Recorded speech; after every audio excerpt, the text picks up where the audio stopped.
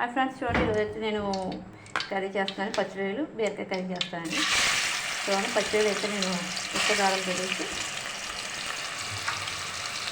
వేస్తామండి. పచ్చిరొయ్యలు అయితే కట్ చేసిన ఉల్లిపాయ, పచ్చి టమాటా అండ్ బీరకాయ కర్రీ, బీరకాయతో పచ్చిరొయ్యలు అండి. చూద్దాం ఫ్రెండ్స్. నేను కూడా పచ్చిరొయ్యలు అయితే వేగాయి, పక్కన తీసి పెట్టాను. చూడండి బీరకాయ వేసేసాను, ఉప్పుకారం పసుపు మొత్తం వేసేసాను. ఇంకా ఇలా మొగ్గ కొద్దిగా వాటర్ వేసి లాస్ట్లో కూడా వేస్తాం ఫ్రెండ్స్.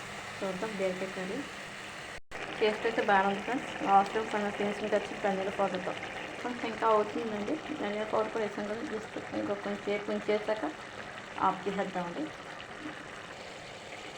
పచ్చిరొయ్యలు బీరకాయ అండి. లాస్ట్ మూమెంట్ వస్తున్నట్టు ఇంకా టేస్ట్ చేసి బీరకాయ పచ్చిరొయ్యలు కర్రీ అండి. చూడండి ఫ్రెండ్స్.